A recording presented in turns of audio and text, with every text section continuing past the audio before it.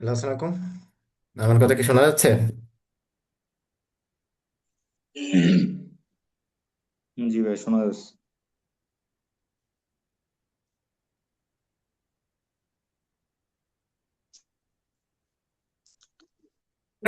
Hello, কথা শোনা যাচ্ছে না? আর একটু সময় ওয়েট করি, দেখি আর কে কে জয়েন করে। আচ্ছা, আমরা হচ্ছে উম, আজকে আমাদের টপিক হচ্ছে ফিফথ অ্যান্ড ফাইনাল ইয়ারের সিমটম অ্যানালাইসিস। সো আজকে আমাদের মেডি পাঠশালার গ্রুপ থেকে আমি ডক্টর মুতাসিম, আমাদের প্রেজেন্টার হচ্ছে ডক্টর তন্ময়, যে এখন বর্তমানে মুগদা মেডিকেল কলেজে ইন্টার্নশিপ করতেছে। তো যারা হচ্ছে আছেন ফিফথ অ্যান্ড ফাইনাল ইয়ারে, তাদের পরবর্তীতে এভরি সিঙ্গেল টপিকের উপরে হচ্ছে আমাদের সেশন নেওয়ার ইচ্ছা।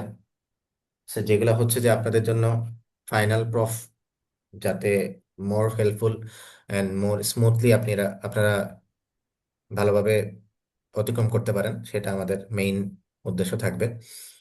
সো যারা আছেন তারা একটু কোঅপারেট করবেন, একটু চেষ্টা করবেন হচ্ছে কোশ্চেনের অ্যান্সার দেওয়ার। কারণ লাইভ যেহেতু করতেছেন, সেহেতু আপনারা যদি আলোচনা করে পড়াটা এখন পড়ে ফেলেন, দেন পরবর্তীতে দেখা যাবে যে এই পড়াটাই আপনার এক্সাম হলে বা এক্সামের টাইমে আপনার জন্য অনেক বেশি ইজিয়ার হয়ে যাবে। ঠিক আছে? সো ডক্টর তন্ময়, আপনি শুরু করতে পারেন। ওকে ভাই, থ্যাংক ইউ। আসসালামু আলাইকুম, আমি ডাক্তার তন্ময়, মুগদা মেডিকেল কলেজে ইন্টার্নশিপ করছি। আজকে আমরা আসলে যেটা নিয়ে কথা বলবো সেটা হচ্ছে আমাদের যে সিমটম, যে কমন যে সিমটম, রেসপিরেটরি সিস্টেমের যে সিমটম গুলো আছে, এগুলা নিয়ে আমি একটু অ্যানালাইসিস কিভাবে করতে হয় মেইনলি। ধরেন আপনাদের পরীক্ষাতে তো এগুলাই অ্যানালাইসিস কিভাবে করতে হবে এটাই তো আপনি প্রেজেন্ট করবেন আলটিমেটলি। দেখা যাচ্ছে লং কেসে একটা সিমটম নিয়ে আসবে রোগী, এটাকেই আপনার ইলাবোরেট করতে হবে। এখন কিভাবে আপনি অ্যানালাইসিস করবেন, এটা নট অনলি যে শুধু পরীক্ষায় পাশ করার জন্য ইম্পর্টেন্ট, এটা আসলে আপনি যখন প্র্যাকটিক্যাল লাইফে যাবেন তখনও আপনার এই জিনিসটা আসলে একটা রোগ ডায়াগনোসিসের ক্ষেত্রে খুবই গুরুত্বপূর্ণ। এই জিনিসগুলো এখন থেকেই শিখে যেতে হবে যে আসলে কিভাবে একটা সিমটমকে অ্যানালাইসিস করতে হয়। দেখা যাচ্ছে যে একটা সিমটম, অনেক কিছু রোগ একই সিমটম প্রেজেন্ট করে, তো এটাকে কিভাবে হিস্ট্রি নিয়ে ইলাবোরেট করতে হবে ওইটা নিয়েই আর কি মেইনলি আলোচনা করব। তো আপনারা যারা এখানে জয়েন করছেন, পার্টিসিপেন্ট যারা আছেন, তারা আশা করি উপকৃত হবেন। আমি একটু জানতে চাই আপনাদের কাছে যে আপনাদের কি মনে হয় রেসপিরেটরি সিস্টেমের আসলে সিমটম কি কি সিমটম হয়। একজন একটু বলেন তো রেসপিরেটরি সিস্টেমের কিছু সিমটমের নাম, দেখি কেমন জানেন আপনারা। একজন একটু মাইকটা অন করে বলেন যে রেসপিরেটরি সিস্টেমের কি কি সিমটম নিয়ে আসলে রোগী আমাদের কাছে আসে।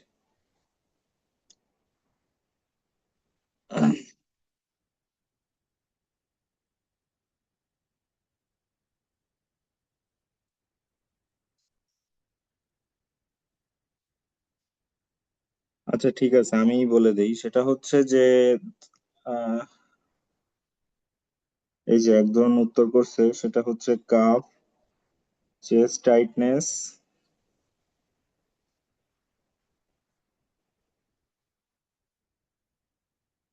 হ্যাঁ, এই সিমটম গুলা নিয়েই মেইনলি আমাদের কাছে আসলে আসে রোগীরা।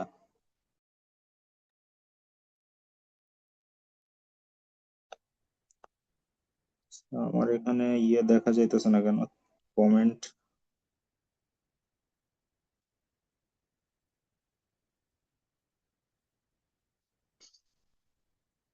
আচ্ছা ঠিক আছে, আমরা এখন এই সিমটম গুলা একটু ইলাবোরেট করার চেষ্টা করব যে এই সিমটম গুলা আসলে কিভাবে ইলাবোরেট করতে হয়। হ্যাঁ, এই যে ডিজনিয়া, ট্যাকিপনিয়া, আসলে এটা তো আসলে সিমটম না। ট্যাকিপনিয়া তো হয়তো আপনি বুঝবেন, আসলে রুগী হয়তো কেউ আসে না যে আমার শ্বাস কমে গেছে এই টাইপের আসলে সিমটম নিয়ে, এটা আনইউজুয়াল একটা সিমটম।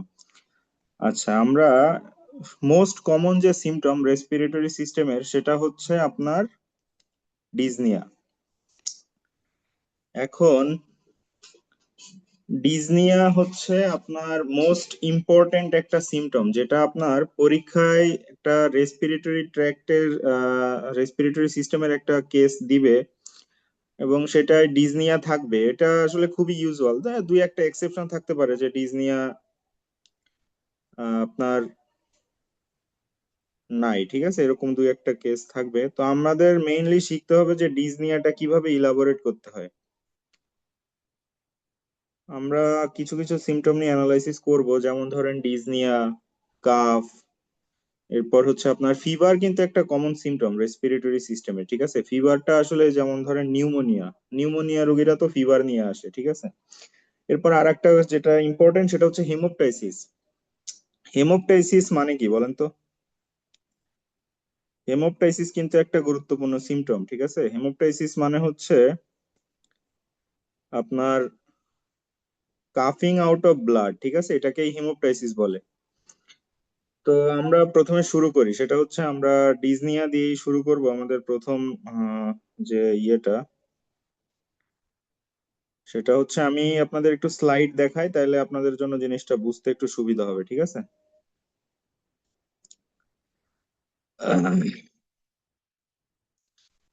যেমন ধরেন এই যে ডিজনিয়া, এখন ডিজনিয়া যে একটা নিয়ে আসবে, এই ডিজনিয়াটা আপনারা ইলাবোরেট করবেন কিভাবে, এটা আপনাদের শিখতে হবে যে আসলে আমরা কি হিস্ট্রি নিলে কিভাবে আমরা এই জিনিসটাকে আসলে একটা ডায়াগনোসিস পর্যন্ত পৌঁছাইতে পারবো। তো সাপোজ ধরেন একটা পেশেন্ট আপনাদের কাছে কমপ্লেন করলো যে আমার শ্বাসকষ্টের সমস্যা নিয়ে আমি আসছি। এখন আপনি রোগীর কাছে কি কোশ্চেন জিজ্ঞাসা করবেন?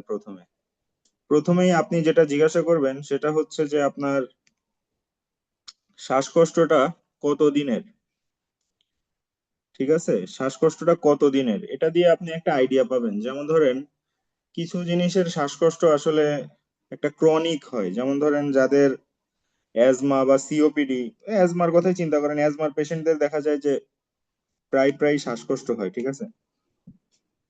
আবার কিছু সমস্যা আছে যে হঠাৎ অ্যাকিউট অনসেট হয়। তো সেগুলা আপনি একটা ডিউরেশন বা যে অনসেট, এটা আসলে সাডেন নাকি এটা আপনার গ্রাজুয়াল, এই এই জিনিসগুলো আপনি হিস্ট্রি থেকে জানবেন, ঠিক আছে। তো আপনাদের কাছে একটা কোশ্চেন করি, সেটা হচ্ছে বলেন তো যে সাডেন সিভিয়ার ব্রেথলেসনেস হয় এমন কিছু ডিজিজের নাম বলতে পারবেন আপনারা, যেখানে সাডেন সিভিয়ার ব্রেথলেসনেস নিয়ে আসে রোগী আপনাদের কাছে?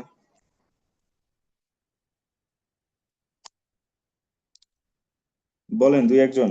অ্যাজমা, অ্যাজমা আসলে সাডেন সিভিয়ার ব্রেথলেসনেস শুধু অ্যাজমা বললে হবে না, আরো সাথে কিছু বলতে হবে। অ্যাকিউট সিভিয়ার অ্যাজমা বলতে হবে, হ্যাঁ, এই যে লেফট ভেন্ট্রিকুলার ফেলিওর, ঠিক আছে, অ্যাকিউট লেফট ভেন্ট্রিকুলার ফেলিওর। আর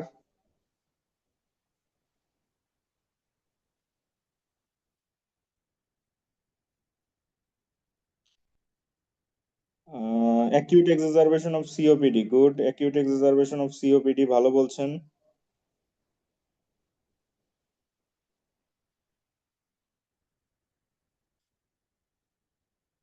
আচ্ছা, আপনারা নিউমোথোরাক্সের নাম শুনছেন? নিউমোনিয়াতে হ্যাঁ অ্যাকিউট এক্সাজারবেশন হয় না। নিউমোথোরাক্স, কোন নিউমোথোরাক্সে হইতে পারে এরকম?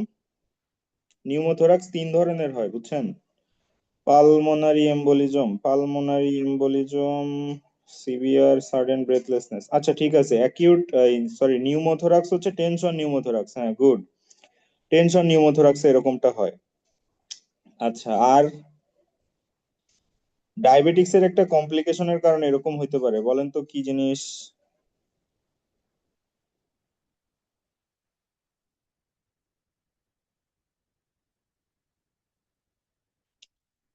কিটো অ্যাসিডোসিস, হ্যাঁ, ডায়াবেটিক কিটো অ্যাসিডোসিস,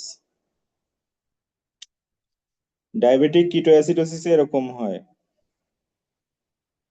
আরেকটা জিনিস হয়তো আপনারা শুনছেন, যেটা হচ্ছে এই যে ধরেন সাইকোজেনিক হাইপার ভেন্টিলেশন, ঠিক আছে। সাইকোজেনিক হাইপার ভেন্টিলেশন জিনিসটা হচ্ছে অনেক সময় দেখা যায় যে স্ট্রেস এর কারণে অনেকের এরকম আপনার ইয়ে হয়, ব্রেথলেসনেস হয়, ঠিক আছে, এটাকে বলা হয় সাইকোজেনিক হাইপার ভেন্টিলেশন।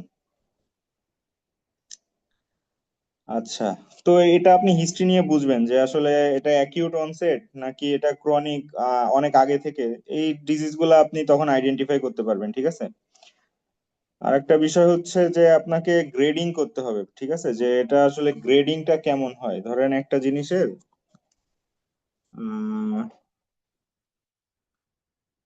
প্রোগ্রেশন, যেমন ধরেন প্রোগ্রেশন, একটা জিনিস পারসিস্ট করতেছে নাকি এটা মাঝে মাঝে হইতেছে। আপনি হিস্ট্রি থেকে কিন্তু অ্যাজমা এবং সিওপিডি এই দুইটা জিনিস ডায়াগনোসিস করতে পারবেন, মানে মোটামুটি ডায়াগনোসিস করা যাবে, ঠিক আছে। সেটা হচ্ছে যে অ্যাজমাতে আপনার যে জিনিসটা হয় সেটা হচ্ছে একটা সিম্পটম ফ্রি ইন্টারভেল থাকে, ঠিক আছে। অ্যাজমাতে আপনার একটা সিম্পটম ফ্রি ইন্টারভেল থাকে। যেমন ধরেন মানুষ, অ্যাজমার রোগীরা কি বলে যে আমার শ্বাসকষ্ট হয়, শ্বাসকষ্ট হইলে এটা ইনহেলার নিলে ঠিক হয়ে যায়, বা ধরেন নেবুলাইজ করলে এটা ঠিক হয়ে যায়, আবার কিছুদিন আমি ভালো থাকি, আবার দেখা যায় 1 মাস পরে আমার শ্বাসকষ্ট হয়। এটা হচ্ছে একটা সিম্পটম ফ্রি ইন্টারভাল, এটা অ্যাজমা রোগীদের হয়। আর আপনার যেটা হচ্ছে ইয়ে সিওপিডি, সিওপিডি দের রোগীদের এরকম সিম্পটম ফ্রি ইন্টারভাল থাকে না, ঠিক আছে। এরপরে হচ্ছে ধরেন কিছু অ্যাগ্রিভেটিং ফ্যাক্টর থাকে, কিছু রিলিভিং ফ্যাক্টর থাকে, এগুলো আপনারা জিজ্ঞাসা করবেন যে আসলে অ্যাগ্রিভেটিং ফ্যাক্টর কি হতে পারে, রিলিভিং ফ্যাক্টর কি হতে পারে। এই স্লাইড গুলো যদি আপনাদের লাগে পরবর্তীতে, তাহলে আমাকে বললে আমি এটা আপনাদের হোয়াটসঅ্যাপ গ্রুপে দিয়ে দিব, সমস্যা নেই। এটা নিয়ে আপনাদের ওয়ারিড হওয়ার দরকার নাই, বা এটা আমি কিছু জিনিস স্কিপ করে গেলেও এটা সমস্যা নাই, আপনারা পরবর্তীতে এটা দেখে নিতে পারবেন। যেগুলো ইম্পর্টেন্ট জিনিস আমি ওইগুলাই আপনাদের বলবো। এখানে অনেক কিছুই রাখছি আমি যেগুলো আসলে অত ইম্পর্টেন্ট জিনিস না, দেখা যায় যে প্র্যাকটিক্যাল লাইফে সবকিছু আসলে পাওয়া যায় না, এখানে এমন অনেক কিছুই আছে। তারপরে যেমন ধরেন একটা ডায়ারনাল ভেরিয়েশনের হিস্ট্রি নিবেন, ডায়ারনাল ভেরিয়েশনের হিস্ট্রি নিলে দেখা যায় যে অ্যাজমা আপনার দেখা যায় যে কোন সময় বেশি হয়, সিওপিডি কোন সময় বেশি হয়, ঠিক আছে। এগুলো আপনারা ওই যে হিস্ট্রি নিয়ে বুঝতে পারবেন, ঠিক আছে। যেমন ধরেন এই যে ওরসেন এট নাইট, হ্যাঁ, নকটার্নাল যেটা বলে আমরা আর্লি মর্নিং এ অ্যাজমা হয়, ঠিক আছে। পোস্চুরাল ভেরিয়েশন থাকে। আচ্ছা, অর্থোপনিয়া আর হচ্ছে পিএনডি এই দুইটা জিনিস একটু বুঝতে হবে। আপনারা বলেন তো যে অর্থোপনিয়া কি আর পিএনডি কি, দেখি জানেন কিনা। অর্থোপনিয়া কি জিনিস বলেন তো।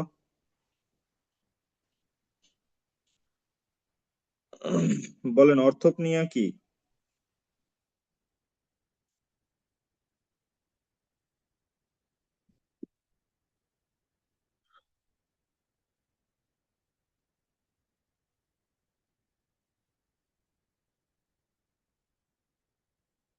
অর্থোপনিয়া মানে হচ্ছে আপনার ডিজনিয়া অন লাইং ফ্ল্যাট, ঠিক আছে। কেউ যখন শোয় ফ্ল্যাট ভাবে তখন হচ্ছে তার শ্বাসকষ্ট হয়, রাতের বেলা শুইলে বা দিনের বেলা শুইলে যে কোনো টাইমে এটা হয়, ঠিক আছে। মাথার নিচে দেখা যায় যে বালিশ দিয়ে রাখতে হয়, দুইটা উঁচু হয়ে মাথা রাখতে হয়, নাহলে শ্বাসকষ্ট হয়, এটা হচ্ছে অর্থোপনিয়া।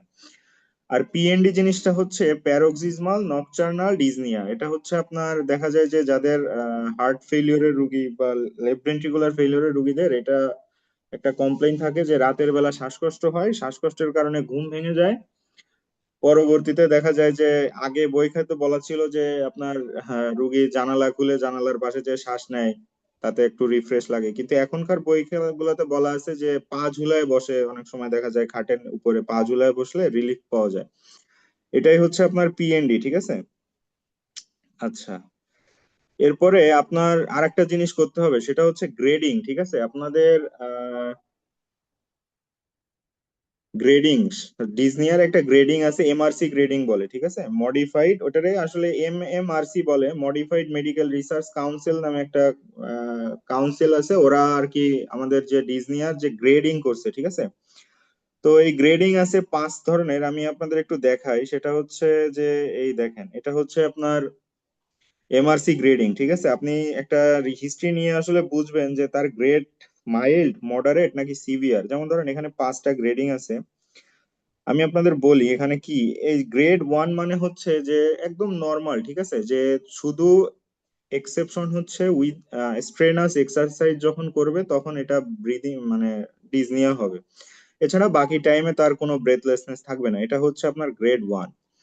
আর গ্রেড 2 হচ্ছে যখন দেখা যায় যে কেউ ধরেন সিঁড়ি দিয়ে ওঠে দৌড়ায়, বা দেখা যায় যে হারিং অন দা লেভেল, ধরেন দৌড়াচ্ছে বা রাস্তায় দৌড়াচ্ছে বা সিঁড়ি দিয়ে উঠতেছে, তখন যদি শ্বাসকষ্ট হয়, এটা হচ্ছে গ্রেড 2, এটা হচ্ছে মডারেট লেভেলের। এর পরে যেগুলো আছে সেগুলো হচ্ছে সিভিয়ার। যেমন ধরেন গ্রেড 3 কি, গ্রেড 3 হচ্ছে আপনি সেম এজ গ্রুপের সাথে আপনি হাঁটতেছেন, কিন্তু দেখা যাচ্ছে আপনি হাঁটতে হাঁটতে পিছায় যাচ্ছেন, আপনার শ্বাসকষ্ট হচ্ছে, এটা হচ্ছে গ্রেড 3, ঠিক আছে। আর গ্রেড 4 যেটা, সেটা হচ্ছে আপনার 100 মিটার, ধরেন 100 মিটার যাইতে যাইতে হাঁটলেই আপনার শ্বাসকষ্ট হয়, এটা হচ্ছে গ্রেড 4। আর গ্রেড 5 হচ্ছে আপনার একদম নিজের যে এসেনশিয়াল যে কাজ, যে ধরেন আপনি ড্রেসিং আনড্রেসিং করতে গেলেও আপনার শ্বাসকষ্ট হচ্ছে, মাথা চুল আঁচড়াইতে গেলে আপনার শ্বাসকষ্ট হচ্ছে, ঠিক আছে, এগুলা হচ্ছে একদম গ্রেড 5, এরা একদম সিভিয়ার। তো এরপরে আপনাকে আরো কিছু হিস্ট্রি নিতে হবে, যেমন ধরেন আপনার এই যে ডিজনিয়া, এই ডিজনিয়ার সাথে কিছু অ্যাসোসিয়েটেড ফ্যাক্টর থাকে। সাপোজ ধরেন আমরা অনেক সময় এই যে সিওপিডি রোগীদের একটা টার্ম বলে ইনফেক্টিভ এক্সাজারবেশন অফ সিওপিডি, সেক্ষেত্রে আপনার জিনিসটা হবে কি, ইনফেক্টিভ এক্সাজারবেশন মানে হচ্ছে আপনার যে ধরেন একটা জ্বর আছে, সাথে ধরেন একটা সিওপিডি রোগীর একটা নিউমোনিয়া হচ্ছে, কনসলিডেশন আছে, তাহলে সেক্ষেত্রে এটারে আমরা বলি ইনফেক্টিভ এক্সাজারবেশন, কোন একটা ইনফেকশন থেকে আবার এই জিনিসটা এক্সাজারেটেড হয়েছে, ঠিক আছে। এছাড়া দেখা যায় আপনার যে পালমোনারি এম্বোলিজম যদি হয়, সেক্ষেত্রে আপনার একটা বা লেগ সোয়েলিং থাকে, ডিভিটি ইউনিল্যাটারাল অবশ্যই, লেগ সোয়েলিং থাকে, চেস্ট পেইনের হিস্ট্রি থাকে, যেমন লেফট ভেন্ট্রিকুলার ফেলিওর যদি হয় কারোর, সে তো শ্বাসকষ্ট নিয়ে আসবে, তার তো একটা চেস্ট পেইনের একটা হিস্ট্রি থাকবে, ঠিক আছে। এগুলা হচ্ছে থাকবে। এরপর হচ্ছে আপনার যেমন ধরেন ডায়াবেটিক, ওই যে বলছিলাম ডায়াবেটিক্স এর একটা কমপ্লিকেশনের কারণে এরকম হতে পারে, ডায়াবেটিক কিটো অ্যাসিডোসিস, তো সেক্ষেত্রে আপনার কমপ্লেন, ডায়াবেটিস এর যে কমপ্লেন, যেমন পলিউরিয়া, পলিডিপসিয়া, পলিফেজিয়া, এগুলা নিয়ে আসবে, ঠিক আছে। আচ্ছা, সাইকোজেনিক হাইপার ভেন্টিলেশন বলছিলাম প্রথমেই একটা কথা, সেটা হচ্ছে আপনার তাহলে সাইকোজেনিক একটা সাইকোলজিক্যাল ফিচার যেগুলা থাকবে, যেমন ধরেন তার প্যালপিটেশন থাকবে, তার ব্রেথলেসনেস থাকবে, সোয়েটিং থাকবে, এই ধরনের কমপ্লেন থাকবে সাথে, ঠিক আছে। তার পাস্ট হিস্ট্রি নিতে পারেন আপনারা, পাস্ট হিস্ট্রি নিয়ে দেখবেন যে তার কোনো প্রিভিয়াস হার্টের কোনো হিস্ট্রি আছে কিনা, ঠিক আছে, এটা এভাবে ইলাবোরেট করতে হবে। আচ্ছা, এরপরে ধরেন একটা ইম্পর্টেন্ট হিস্ট্রি, সেটা হচ্ছে এই যে শ্বাসকষ্টের রোগীদের আপনি স্মোকিং হিস্ট্রি নেবেন, ঠিক আছে। স্মোকিং এর সাথে মেইনলি আপনার সিওপিডিটা খুব বেশি রিলেটেড থাকে, সিওপিডির একটা রোগীদের দেখা যায় ওদের স্মোকিং হিস্ট্রি থাকে। এরপর আপনার ফ্যামিলি হিস্ট্রি নিতে হবে অবশ্যই, অ্যাজমা এগুলা হচ্ছে ফ্যামিলিতে রান করে, তো তো অ্যাজমা রোগীদের দেখা যায় যে একটা ফ্যামিলি হিস্ট্রি থাকে, তার ফার্স্ট ডিগ্রি রিলেটিভ এদের মধ্যে দেখা যায় কারো না কারোর একটা আপনার অ্যাজমার হিস্ট্রি থাকবে। অকুপেশনাল হিস্ট্রিও নিতে হবে, কেউ যদি দেখা যায় যে আপনার অকুপেশনাল লাং ডিজিজ আছে, যেমন হচ্ছে যে নিউমোকোনিওসিস, সিলিকোসিস, এগুলা কোথায় আপনার অকুপেশন আছে, এগুলা একটু হিস্ট্রি নিয়ে বের করতে হবে। আচ্ছা, ঠিক আছে, এরপরে আমি একটু দেখি আপনাদের ডিজনিয়াটা ইলাবোরেট করছি মোটামুটি, আপনারা বুঝতে পারছেন কিনা দেখেন তো, কেউ যদি বুঝতে না পারেন তাহলে কম ইয়ে করেন, কোনো কিছু জানার থাকলে এটা বলেন, সেটা নিয়ে একটু আলোচনা করব, তারপরে আমরা পরবর্তী সিমটমে যাব।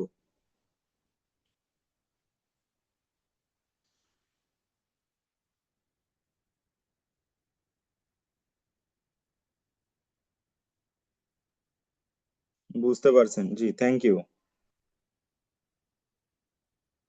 আচ্ছা, ঠিক আছে, তাহলে পরবর্তী সিমটম নিয়ে আমরা আলোচনা করি, সেটা হচ্ছে পরবর্তী সিমটমটা হচ্ছে আমাদের সবচেয়ে আরেকটা গুরুত্বপূর্ণ সিমটম, সেটা হচ্ছে কাফ। ঠিক আছে, আমরা একটু কাফ নিয়ে আলোচনা করব, চলেন। ফার্স্ট অফ অল, একটা রুগী আপনাদের কাছে কাশি নিয়ে আসলো, কাশির কমপ্লেন করতেছে, তাহলে আপনাদের কাছে কাশির নিয়ে যদি কমপ্লেন করে, সেক্ষেত্রে আপনার হিস্ট্রি নিতে হবে যে এটা আসলে কতদিনের কাশিটা, ঠিক আছে। যদি 3 সপ্তাহের কম হয় কাশি, তাহলে এটা হচ্ছে আপনার অ্যাকিউট। যেমন ধরেন আপনার তার কোনো ভাইরাল ধরেন রেসপিরেটরি ট্র্যাক্টে ইনফেকশন আছে। এটা মোস্ট কমন একটা জিনিস, যেখানে আমাদের সবারই সর্দি কাশি লেগেই থাকে প্রায় সিজন চেঞ্জের সময়, এটা একটা অ্যাকিউট। আর একটা আছে ক্রনিক, যেমন ধরেন কারোর মোস্ট বাংলাদেশের প্রেক্ষিতে যেটা কমন, সেটা হচ্ছে টিউবারকুলোসিস, টিবি। টিবিতে একটা ক্রনিক কাফ থাকে, দেখা যায় যে 8 সপ্তাহের বেশি কাফ থাকে, ঠিক আছে। সিওপিডি এটাও হইতে পারে, অ্যাজমা এগুলাতেও হইতে পারে। এর মাঝামাঝি যদি থাকে, সেক্ষেত্রে আমরা সেটাকে বলবো সাব অ্যাকিউট, ঠিক আছে। এরপরে আমরা একটা ওয়ানসেট, যে এটা আসলে সাডেন অনসেট নাকি এটা গ্রাজুয়াল অনসেট। এরপরে ধরেন প্রোগ্রেশন, ইন্টারমিটেন্ট হইতে পারে। ইন্টারমিটেন্ট বলতে আসলে কি বোঝেন? ইন্টারমিটেন্ট মানে হচ্ছে এই ধরেন একটু হয়, আবার 2 দিন ভালো থাকে, আবার 2 দিন পরে আবার হয়, এটা হচ্ছে ইন্টারমিটেন্ট। এটা যেমন আপনার অ্যাজমাতে এরকম কমনলি পাওয়া যায়। পারসিস্টেন্ট, ওই যে আমরা বলছিলাম যে এখানে কোনো সিমটম ফ্রি পিরিয়ড থাকবে না সিওপিডি তে, তাহলে পারসিস্টেন্ট কাফ হবে কিসে? সিওপিডি তে। এছাড়া দেখা যায় যে আমরা অ্যাগ্রিভেটিং ফ্যাক্টর, রিলিভিং ফ্যাক্টর এগুলো নিয়ে আলোচনা। অ্যাগ্রিভেটিং ফ্যাক্টর বলতে বোঝায় কি, কিসে গেলে বাড়ে? সাপোজ ধরেন কারোর ডাস্টে গেলে বাড়ে, কারোর দেখা যায় যে ওই যে পোলেন যেগুলো আছে ওগুলাতে বেশি বাড়ে, ঠান্ডাতে অনেক সময় বাড়ে, এগুলো একটু হিস্ট্রি নিয়ে জানতে হবে, ঠিক আছে? রিলিভিং ফ্যাক্টর কি, কোনো ওষুধপত্র খায় কিনা, বা কি করলে এটা কমে, ঠিক আছে? এগুলো আমাদের জানতে হবে। ডায়ারনাল ভ্যারিয়েশন আছে কিনা, যেমন ধরেন যদি সকালের দিকে এটা বেশি হয় খারাপ, এটা হচ্ছে সিওপিডির কারণে হয়। যদি রাতে বেশি হয় খারাপ, তাহলে এটা ধরে নেবেন যে এটা asthma. Worsen at night. Postural ভ্যারিয়েশনের কারণে অনেক সময় হতে পারে। পোস্চুরাল ভ্যারিয়েশন হচ্ছে ওই যে ব্রঙ্কিয়াটেসিস, আমরা পরবর্তীতে আস্তে আস্তে এগুলা নিয়ে আলোচনা করব যে ব্রঙ্কিয়াটেসিস কি জিনিস, এখানে কি হয়, আপনি জেনে রাখেন আপাতত যে পস্চুরাল ভ্যারিয়েশনে ব্রঙ্কিওটেসিস একটা ডিজিজ আছে লাংসের, যেখানে আপনার স্পুটাম প্রোডাকশন বেশি হয় পশ্চার চেঞ্জ করলে। আমরা একটা এক্সারসাইজও শিখাই দেই রোগীদের, ব্রঙ্কিওটেসিসের রোগীদের, চেস্ট ফিজিওথেরাপি যেটাকে বলে, ঠিক আছে? ওই ধরনের এক্সারসাইজ করলে স্পুটাম বেশি বেশি বের হয়। প্রোডাক্টিভ নাকি নন প্রোডাক্টিভ, এটা হচ্ছে একটা মোস্ট ইম্পর্টেন্ট কোশ্চেন কাফ রুগীদের জিজ্ঞাসা করবেন। এই যে পোস্চুরাল ভেরিয়েশন এগুলো অত ইম্পর্টেন্ট অনেক পরে, কিন্তু এই যে প্রোডাক্টিভ নাকি নন প্রোডাক্টিভ এটা হচ্ছে আপনাকে জিজ্ঞাসা করতে হবে। আপনি জিজ্ঞাসা করবেন যে কাশির সাথে কফ বের হয় কিনা, ঠিক আছে? কাশির সাথে কফ যদি বের হয় তার মানে এটা হচ্ছে প্রোডাক্টিভ। যেমন ধরেন সিওপিডি রোগী বা টিউবারকুলোসিসের যদি রোগী হয় তাদের ক্ষেত্রে দেখা যায় যে কাশির সাথে কফ বের হয়, ঠিক আছে, অনেক বেশি প্রোডাকশন হয়। আমাদের একজন স্যার ছিলেন, তিনি বলতেন কি যে যদি রেসপিরেটরি ট্র্যাক্টের একটা মানে রেসপিরেটরি সিস্টেমের একটা ডিজিজ, রুগী বলতে যে বালতি বালতি স্পুটাম প্রোডাকশন হচ্ছে, ঠিক আছে, তার মানে আপনি বুঝে নিবেন সে ব্রঙ্কিয়েটিসিস এর পেশেন্ট, ঠিক আছে? বালতি বালতি স্পুটাম মানে বুঝাইছি যে অনেক বেশি স্পুটাম, ভেরি প্রোডাক্টিভ। আর নন প্রোডাক্টিভ কাফ হচ্ছে আপনার যেমন ধরেন অ্যাজমাতে সাধারণত নন প্রোডাক্টিভ কাফ হয়। এছাড়া আপনার ইনিশিয়ালি ড্রাই থাকে প্রথম দিকে, পরবর্তীতে আস্তে আস্তে প্রোডাক্টিভ হয়। এটা হচ্ছে নিউমোনিয়াতে হয়, ঠিক আছে? প্রথম দিকে রুগী বলে যে আমার ড্রাই কাফ হচ্ছে, কোনো কফ আসে না, এরপরে আস্তে আস্তে দেখা যায় যে কফ আসে, ঠিক আছে? এরপরে দেখা যায় যে আপনি কিছু হিস্ট্রি নিলেন, তার আদার্স কোনো হিস্ট্রি আছে কিনা, যে দেখা যায় যে আপনার ওই যে একটা হিস্ট্রি থাকে যে নেজাল ডিসচার্জ, সাপোজ ধরেন ওই যে রেসপিরেটরি ট্র্যাক্ট ইনফেকশন নিয়ে আসছে, তার একটা নেজাল ডিসচার্জ থাকবে, তার কোনো drug history, smoking history, family history, occupational history, এই ধরনের ছোট ছোট হিস্ট্রি আপনার নিতে হবে, ঠিক আছে? আচ্ছা, এটাও গেল হচ্ছে কাফ। এখন এখন হচ্ছে আমরা একটু কাফের পরে একটু কাফেরই আর একটা ভেরিয়েশন, সেটা হচ্ছে হিমোপটাইসিস। আচ্ছা, কাফ নিয়ে বুঝতে পারছেন কিনা দেখি একটু জানান আমাকে, যে কাফ সম্পর্কে যেটা বলছি এটা বুঝছেন কিনা। মোটামুটি এগুলাই যদি আপনারা রোগীর থেকে হিস্ট্রি নেন না, তাহলে দেখা যাবে যে আপনার অনেক কিছু হয়ে যাবে। একটা জিনিসের আসলে কমপ্লিট হিস্ট্রি নিয়ে নেবেন। কাফের ক্ষেত্রে আপনি আরেকটা জিনিসও বলতে পারেন, সেটা হচ্ছে যদি কাশির সাথে কফ বের হয় সেক্ষেত্রে আপনার অ্যামাউন্টটা একটা ইম্পর্টেন্ট জিনিস, যে কতটুকু কাপ বের হয়। সেক্ষেত্রে দেখা যায় যে যে আপনার কাপ দেওয়া থাকে বেড সাইডে, কাপ 1 কাপ হয় কিনা একটা অ্যামাউন্ট বোঝা যায়, অনেক সময় দেখা যায় এটাও হেল্প করে আপনাদের ডায়াগনোসিসে। এটা মেইনলি আপনাদের কি কাজে লাগবে, এটা তো আপনারা যখন লং কেসের হিস্ট্রিটা লিখবেন তখনই তো আপনার এগুলা কাজে লাগবে। এছাড়া যখন আপনারা হিস্ট্রিটা সুন্দর মতো প্রেজেন্ট করতে পারবেন লিখে, তখন দেখা যাবে যে আপনারা পাশের খুব কাছাকাছি চলে যাবেন। এই হিস্ট্রি দিয়েই আপনারা টিচারকে একদম ইমপ্রেস করে ফেলবেন। এমন ভাবে হিস্ট্রি লিখবেন যাতে আপনার আর কোনো কিছু বাকি না থাকে। এরপরে জাস্ট টিচার আপনাকে কিছু ক্রস কোশ্চেন করবে, যেটা আপনি উত্তর দিলে আপনি প্লাস পয়েন্ট, উত্তর না দিলে উত্তর দিতে হবে, কিছু কিছু জিনিসের উত্তর দিতে হবে। এটা আসলে হিস্ট্রিটাই ইম্পর্টেন্ট, হিস্ট্রি দিয়ে আপনি আসলে টিচারকে ইমপ্রেস করতে পারবেন, ঠিক আছে? তো আমরা তাহলে কাফ পড়ছি, আমরা কি নেক্সট সিমটমে যাই তাহলে নাকি? কাফ নিয়ে কিছু জানার আছে কিনা আপনাদের, বলেন তো। আর যদি বুঝতে পারেন তাহলে একটু জানান যে বুঝতে পারছি ভাইয়া, তাহলে দেখা যাচ্ছে আমারও একটু বুঝতে সুবিধা হবে যে না আমি যেগুলো বলতেছি সেগুলো আপনারাও বুঝতেছেন। একজন একটু জানান আমাকে। জি ভাই, বুঝছি, থ্যাংক ইউ। আচ্ছা, আমরা তাহলে এবার একটু হিমোপটাইসিসে যাই, ঠিক আছে? হিমোপটাইসিস, হেমাটেমেসিস আর এপিস্টেক্সিস, এই তিনটা জিনিস কি আপনারা জানেন? যে তিনটা মানে আসলে কি? যদি জানেন তাহলে একটু হ্যাঁ লেখেন, আর যদি না জানেন তাহলে না লেখেন, আমি বলে দিই তিনটা। জানেন? আচ্ছা, সবাই হয়তো জানে না, যারা জানেন তারা তো গুড, আমি একটু বলে দিই তারপরেও সেটা কি। হেমোপটাইসিস মানে হচ্ছে কাফিং আউট অফ ব্লাড। কোন মানুষের যদি কাশির সাথে রক্ত বের হয় সেটাকে বলা হয় হিমোপটাইসিস। হেমাটেমেসিস, হেমাটেমেসিস মানে হচ্ছে ভমিটিং আউট অফ ব্লাড, বমির সাথে যদি রক্ত বের হয় সেক্ষেত্রে সেটাকে বলা হয় হেমাটেমেসিস। আর একটা বলছি এপিস্টেক্সিস, এপিস্টেক্সিস মানে নোজ ব্লিডিং, দেখা যায় যে নাক দিয়ে রক্ত বের হইতেছে, ঠিক আছে, এটাকে বলা হয় এপিস্টেক্সিস। আমরা এগুলো আস্তে আস্তে সবই পড়বো, এগুলার কজ কি, কি হয়, কেন হয়, কি ট্রিটমেন্ট, এগুলো আমরা ধাপে ধাপে যখন আপনাদের এক একটা জিনিস নিয়ে আমি পড়াবো তখন আপনারা এগুলো সম্পর্কে জানতে পারবেন সবই ডিটেলস। আচ্ছা চলেন তাহলে আমরা একটু হিমোপটাইসিস পড়ি, ঠিক আছে। আচ্ছা, হিমোপটাইসিস আপনি যে জানবেন যে ডিউরেশন কি অবস্থা, হিমোপটাইসিসের কিছু কজ বলতে পারবেন যে কি কি কারণে আসলে রোগীদের হিমোপটাইসিস হয়, দেখি একটা দুইটা কজ বলেন তো। হিমোপটাইসিসের কজ বলেন কিছু।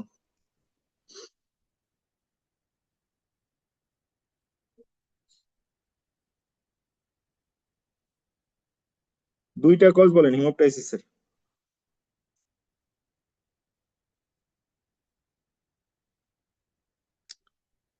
Malignancy, good. আর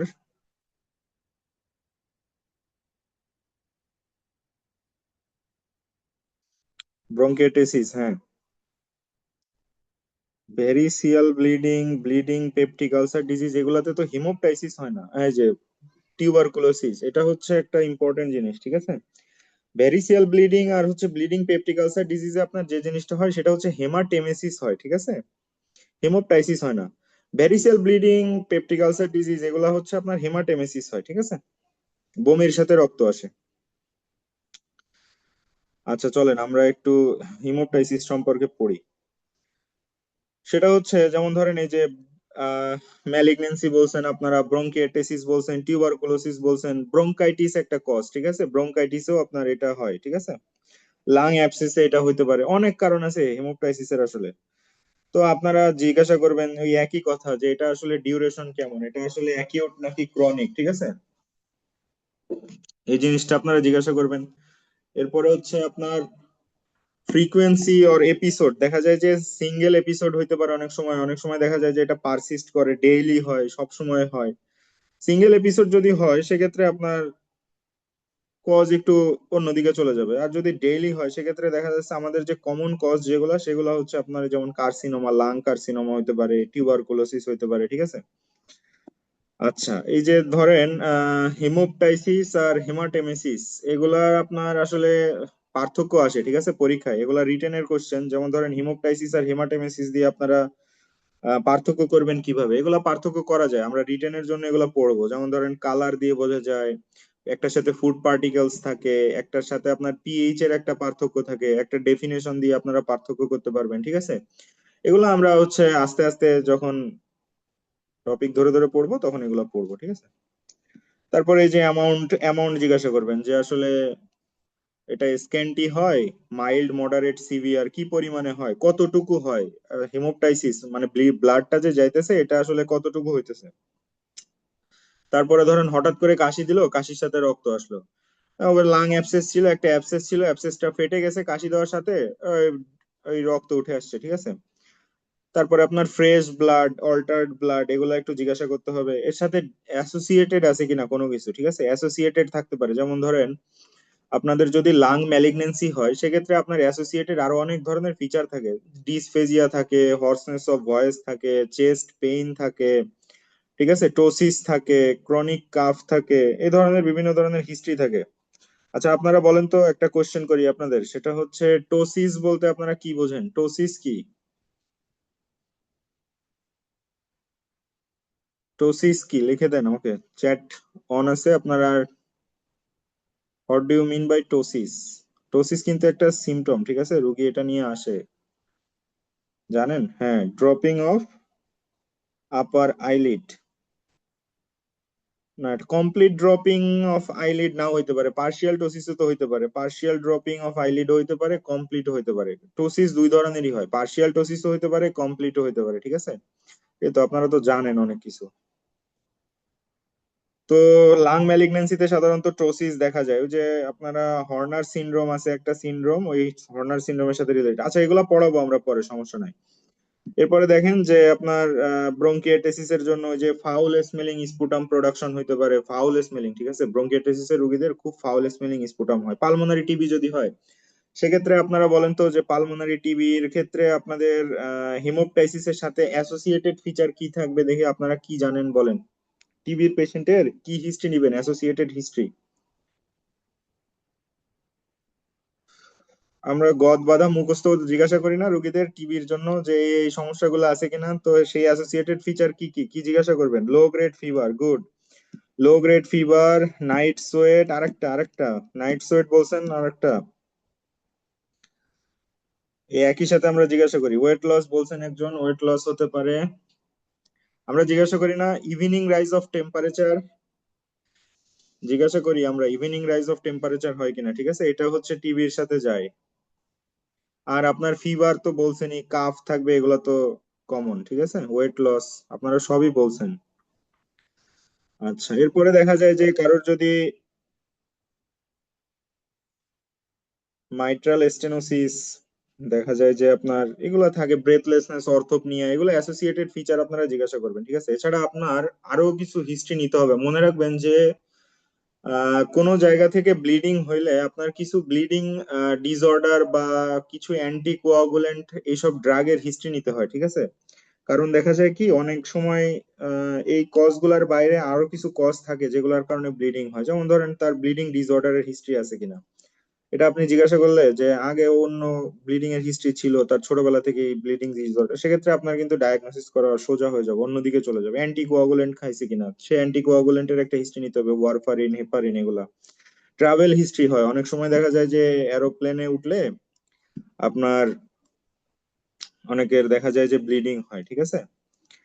আচ্ছা, এরপরে হিমোপটাইসিস নিয়ে মোটামুটি এগুলাই, যে আসলে হিমোপটাইসিসটা আমরা কিভাবে, ধরেন হিমোপটাইসিস নিয়ে আসছে, আপনি প্রথমে জিজ্ঞাসা করবেন, আমি একটু আরেকবার বলে দিই, সেটা হচ্ছে সামারি করে, যে এটা আসলে অনসেট, ঠিক আছে, যে এটা কবে থেকে হয়েছে, কি অ্যামাউন্টে হচ্ছে, দিনে কতবার হয়, ঠিক আছে, আপনি এগুলা জিজ্ঞাসা করবেন। তারপরে কোনো সাডেন এপিসোড আছে কিনা, ব্লাডটার কালার কেমন, ধরেন কালারের সাথেও আপনি মিলাইতে পারবেন যে এটার সাথে ব্লাড ক্লট আছে কিনা, পুরুলেন্ট কিনা, পাস মিক্স থাকলে দেখা যায় যে আপনার যে purulent sputum, foul smelling sputum, এগুলার ডায়াগনোস, এগুলা দিয়ে আপনারা হিস্ট্রি নিয়ে একটা আলাদা করতে পারবেন। অ্যাসোসিয়েটেড কোনো ফিচার আছে কিনা, ঠিক আছে, তার পাস্ট হিস্ট্রি নিতে হবে, তার ফ্যামিলি হিস্ট্রি নিতে হবে, তার ড্রাগ হিস্ট্রি নিতে হবে, ড্রাগ হিস্ট্রি মানে অ্যান্টিকোয়াগুলেন্টের হিস্ট্রি, তার ট্রাভেল হিস্ট্রি ইম্পর্টেন্ট, ঠিক আছে। এগুলা হচ্ছে আপনার জিজ্ঞাসা করতে হবে একটা হিমোপটাইসিস নিয়ে আসলে। এরপরে আপনি ওই যে হিমোপটাইসিস কে হেমাটেমেসিস থেকে আলাদা করার জন্য রোগীর কাছে কিছু কোশ্চেন করবেন, যে এটা আসলে আপনার খাবার বের হয় কিনা, ওই রক্তের সাথে খাবার থাকে কিনা, তারপরে কালারটা কেমন, দেখা যায় যে একদম ফ্রেশ ব্লাড যদি হয় আর অল্টার্ড কালার যদি হয়, তাহলে অল্টার্ড কালার সাধারণত হেমাটোমেসিস এর ক্ষেত্রে হয়, ঠিক আছে। তো এগুলো আপনি জিজ্ঞাসা করলে একটা থেকে আরেকটা আলাদা করতে পারবেন, এগুলাই আপনাকে হিস্ট্রি নিয়ে জিজ্ঞাসা করতে হবে, ঠিক আছে। আচ্ছা, বলেন বুঝছেন কিনা হেমাটোমেসিস?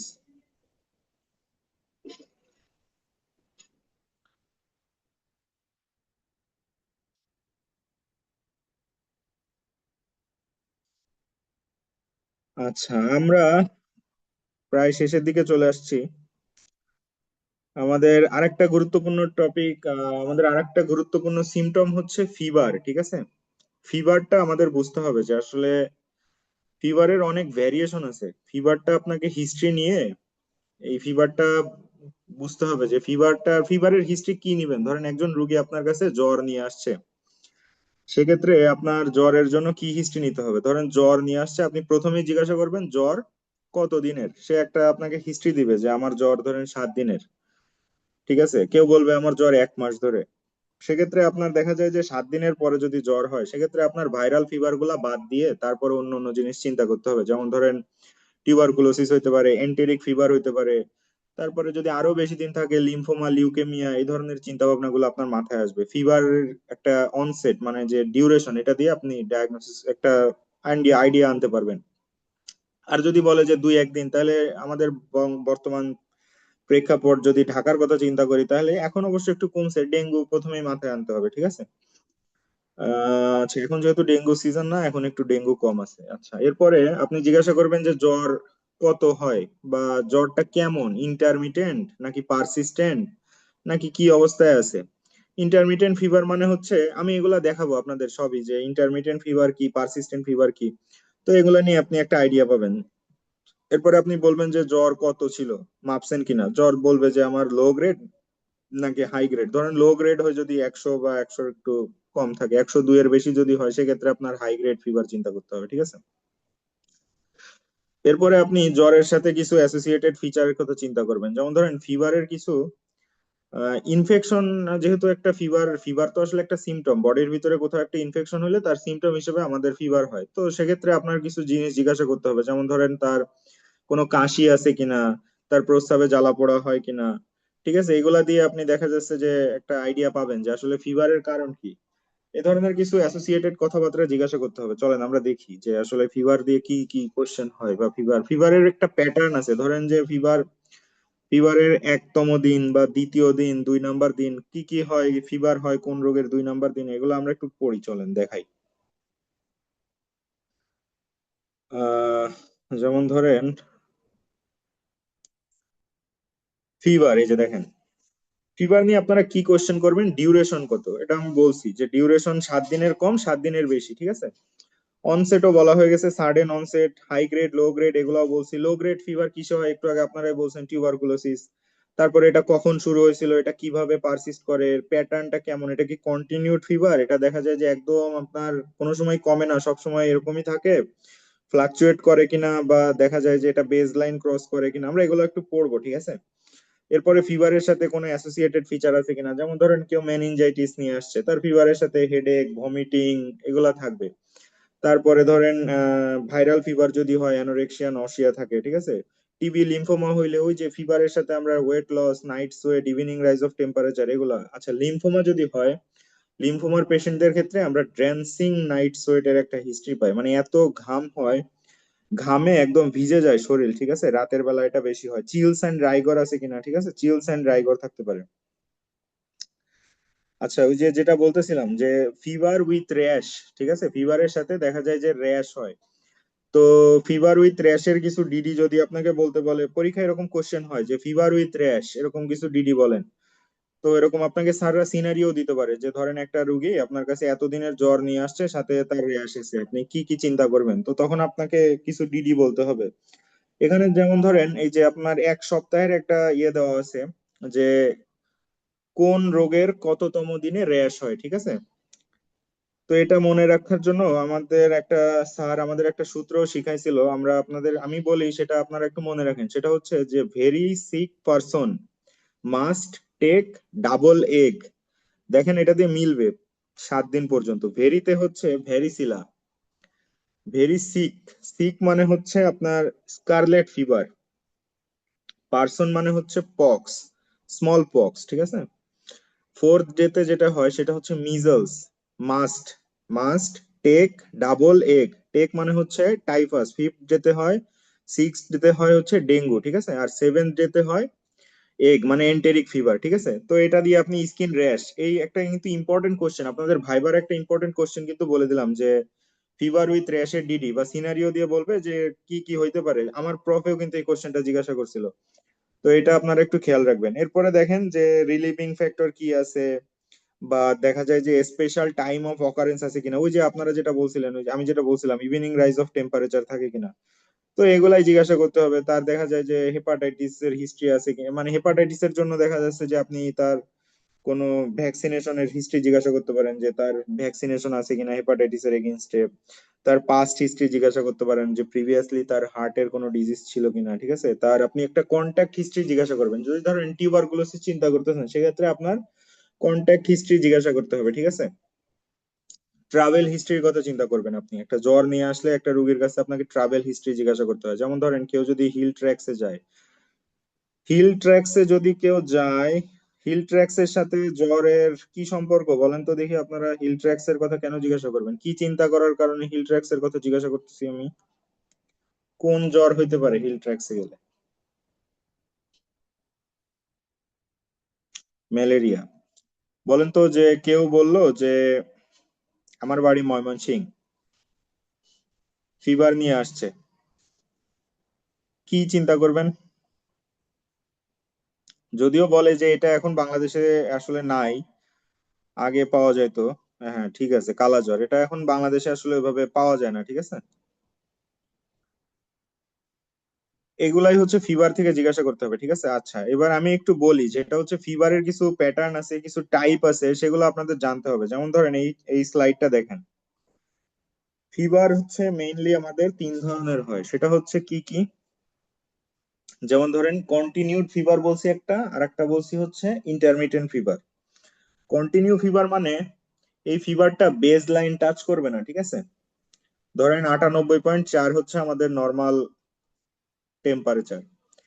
কন্টিনিউ ফিভার বলতে বোঝায় যে এই ফিভারটা 98.4 থেকে বেড়ে ধরেন 100 হয়েছে, ফ্লাকচুয়েট করবে, করলেও দেখা যায় যে খুব সামান্য, ধরেন 1 ডিগ্রি বা 0.5 ডিগ্রি, এর বেশি, এই 1.5 অথবা 0.5 ডিগ্রি, এর বেশি আপনার ফ্লাকচুয়েট করবে না, ঠিক আছে। এটা হচ্ছে একটা কন্টিনিউ ফিভার। আপনি এরকম ফিভার কোথায় পাবেন জানেন? যখন এন্টেরিক ফিভার নিয়ে আসবে। এন্টেরিক ফিভারের ফিভারের প্যাটার্নটা কেমন বলেন তো? কি ফিভার বলে, কি প্যাটার্ন বলে এটাকে এন্টেরিক ফিভারের? বলেন, আপনারা বলেন, এন্টেরিক ফিভারে একটা প্যাটার্ন বলে, এটাকে কি প্যাটার্ন বলে এন্টেরিক ফিভারের ফিভারটাকে? জানেন আপনারা? না জানলে আমি বলে দিই, সমস্যা নাই। সেটা হচ্ছে, এটাকে বলে হচ্ছে step ladder pattern. Step ladder pattern মানে ওই যে মই দেখছেন আপনারা, ওই যে যেটা বেয়ে ধরেন ওই যে গাছে ওঠে বা ওই যে কারেন্টের পিলারে ওঠে, এগুলো হচ্ছে স্টেপ লেডার, মানে ধাপে ধাপে বাড়ে, ঠিক আছে। ধাপে ধাপে বাড়ে আবার আস্তে আস্তে কমে, ঠিক আছে, এই কারণে এটাকে বলা হয় স্টেপ লেডার প্যাটার্ন। তো এটা হচ্ছে আপনার এন্টেরিক ফিভারে কন্টিনিউড ফিভার হয়। আর ইন্টারমিটেন্ট যেটা, সেটা হচ্ছে যে ধরেন এখন জ্বর আছে, একটু পরে ওষুধ, জ্বর নাই, আবার দেখা যায় যে একটু পরে জ্বর আছে, এরকম। এটা হচ্ছে আপনার ইন্টারমিটেন্ট ফিভার, ঠিক আছে। আর যেটা হচ্ছে রেমিটেন্ট, রেমিটেন্ট ফিভার ফ্লাকচুয়েট করে, অনেক বেশি ফ্লাকচুয়েট করে। ধরেন বেজ লাইন টাচ করে না, কিন্তু ফ্লাকচুয়েট করে। ধরেন 2 ডিগ্রি ফ্লাকচুয়েট করছে, ধরেন 102 ছিল, এখন 100 হয়েছে, অথবা 99 হয়েছে, কিন্তু কখনোই বেজ লাইন টাচ করবে না, ঠিক আছে। কন্টিনিউড আর হচ্ছে রেমিটেন্ট ফিভার কখনো বেজ লাইন টাচ করে না, শুধুমাত্র ইন্টারমিটেন্ট ফিভারটা বেজ লাইন টাচ করে। তো এই যে রেমিটেন্ট ফিভার, এগুলো আসলে কিসে পাওয়া যায়? ধরেন এই যে টিবি, লিম্ফোমা, এগুলাতে পাওয়া যায়, ঠিক আছে। এছাড়া যদি কোনো ধরনের পায়োজেনিক ইনফেকশন হয়, সেক্ষেত্রে পাওয়া যায়। আর ইন্টারমিটেন্ট ফিভার পাওয়া যায় কিসে? ইন্টারমিটেন্ট ফিভার পাওয়া যায় আপনার এই যে ধরেন ম্যালেরিয়া। আমরা ইন্টারমিটেন্ট ফিভারের আরো কিছু ক্লাসিফিকেশন আছে, ঠিক আছে, আমরা একটু দেখি চলেন। ইন্টারমিটেন্ট ফিভারের আরেকটা ক্লাসিফিকেশন আছে, সেটা হচ্ছে কিউটিডিয়ান ফিভার, টার্সিয়ান ফিভার, আর একটা হচ্ছে কোয়ার্টান ফিভার, ঠিক আছে। আমরা ওই যে ম্যালেরিয়া চারটা টাইপ পড়ছিলাম না, প্লাজমোডিয়াম ভিভ্যাক্স, প্লাজমোডিয়াম ওভালি, প্লাজমোডিয়াম ফালসিফারাম, আর একটা হচ্ছে প্লাজমোডিয়াম ম্যালেরিয়া। তো এই চারটার মধ্যে কোনটা দেখেন তো কি হয়? যেটা হচ্ছে কিউটিডিয়ান, ঠিক আছে। কিউটিডিয়ান ফিভারটা কেমন? কিউটিডিয়ান ফিভারটা হচ্ছে আপনার, ফিভারটা প্রতিদিন আসে, ঠিক আছে, প্রত্যেক দিন আসে। ধরেন আজকেও জ্বর আসছে, কালকেও জ্বর আসবে। এটা হচ্ছে কিউটিডিয়ান, এটা পাওয়া যায় কালাজ্বরে।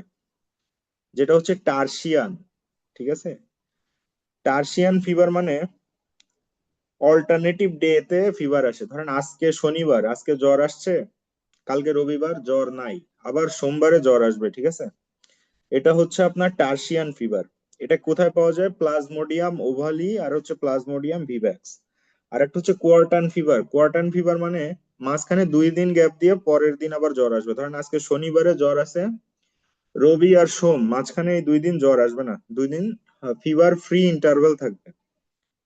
আবার দেখা যায় মঙ্গলবারে যে জ্বর আসবে, ঠিক আছে। এটা হচ্ছে আপনার কোয়ার্টান ফিভার। এছাড়া আরো কিছু ক্লাসিফিকেশন আছে, যেমন ধরেন অ্যাকিউট ফিভার, তারপরে ক্রনিক ফিভার, ওই যে ডিউরেশনের উপর একটা ডিপেন্ড করে ফিভার বলে না, এরকম অ্যাকিউট ফিভার, ক্রনিক ফিভার। এছাড়া দেখা যায় যে আপনার এই যে আমি যে ক্লাসিফিকেশন গুলো বললাম, এগুলা কিন্তু ফিভারের ক্লাসিফিকেশন। এটা কিন্তু দরকার, ঠিক আছে। এটা আপনাদের পরীক্ষায় দেখা যায় যে যখন আপনারা ওই যে পরীক্ষার ভাইবা দিবেন, বা দেখা যায় যে আপনার লং কেসে এগুলো আপনাকে জিজ্ঞাসা করতে পারে যে ফিভার যে বললে, ফিভারটা ইলাবোরেট করো, বা ফিভার সম্পর্কে কিছু কোশ্চেন যখন করবে আপনাকে, হয়তো স্যারের মনে হইতে পারে যে দেখি তো একটু ধরে দেখি ও এগুলা পারে কিনা। তখন যদি আপনি এগুলা পারেন, আপনার কিন্তু ইমপ্রেশন ভালো হয়ে যাবে স্যারের কাছে, ঠিক আছে। আর এগুলা বেসিক জিনিস, তো এগুলা আসলে ভুল করলে স্যাররা একটু মাইন্ড করে। এই জিনিসগুলা বুঝে পড়লে আপনার জন্য সুবিধা হবে, মনে রাখতে সহজ হবে, পরীক্ষায় ভুল করবেন না, এগুলাই ইম্পর্টেন্ট। বুঝতে পারছেন, ফিভারটা বুঝতে পারছেন?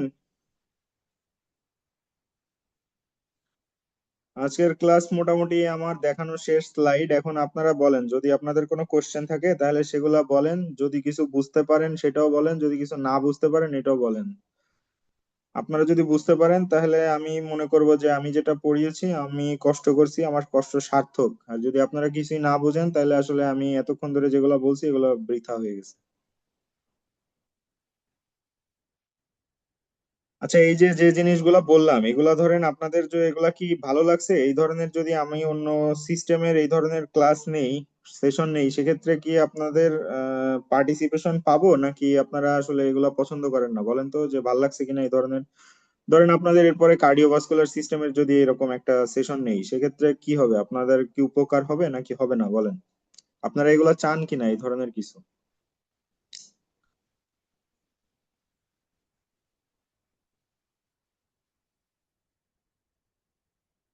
হ্যাঁ, এই যে আচ্ছা, আমরা আজকে আসলে চেস্ট পেইন, যেটা চেস্ট পেইন কিন্তু রেসপিরেটরি সিস্টেমের একটা কমপ্লেইন, কিন্তু চেস্ট পেইনটা আমি আজকে ইলাবোরেট করি নাই, কারণ এটা কার্ডিওভাস্কুলার সিস্টেমের সাথে ইলাবোরেট করতে চাইছি এই কারণে। তো কোনো কিছু জানার থাকলে আপনারা বলেন। একজন বলছেন যে এরকম সেশন চান আরো, আমি চেষ্টা করব আপনাদের জন্য এরকম আরো কিছু সিমটম অ্যানালাইসিস করার। কোনো কোশ্চেন আছে আপনাদের? যদি কিছু জানার থাকে তাহলে বলেন, আমি উত্তর দেওয়ার চেষ্টা করব। আর যদি সবকিছু বুঝে থাকেন তাহলে তো গুড, আমরা আমাদের ক্লাস শেষ করব আজকে।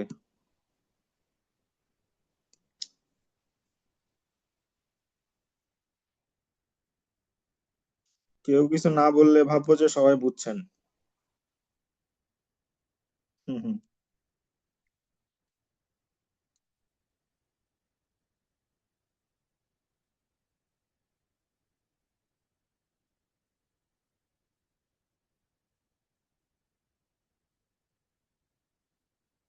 তো ঠিক আছে তাহলে, আপনারা যেহেতু, থ্যাংক ইউ ভেরি মাচ ভাইয়া for this amazing session, we want more like this coming days. Okay, ঠিক আছে, আমরা চেষ্টা করব আপনাদের জন্য এগুলা নিয়ে আসার। আমরা এরপরে আস্তে আস্তে দেখা যাচ্ছে আপনাদের একটা টপিক নিয়ে আলোচনা করবো, এভাবে স্লাইড দেখায় যে ধরেন একটা নিউমোনিয়া নিয়ে আমি যদি কথা বলি, সাপোজ ধরেন নিউমোনিয়া থেকে আসলে নিউমোনিয়ার কি কি জিনিস লাগে এগুলো আমি আপনাদের দেখাইলাম, প্লাস এগুলো বললাম যে কি ধরনের কোশ্চেন হইতে পারে। এগুলো আসলে আপনাদের জন্য উপকার হবে, যে পরীক্ষায় এগুলাই আসলে আসবে। তো এগুলো যদি আপনারা একটু শোনেন, যে দেখা যাচ্ছে আপনাদের অনেক কনফিউশন ক্লিয়ার হবে। ঠিক আছে? তো ঠিক আছে, ভালো থাকবেন সবাই। আশা করি সবাই বুঝতে পারছেন। ঠিক আছে, থ্যাংক ইউ।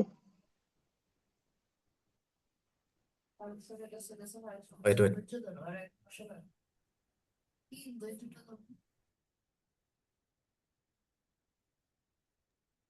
হ্যাঁ তনু ভাই, ঠিক আছে। জি ভাইয়া।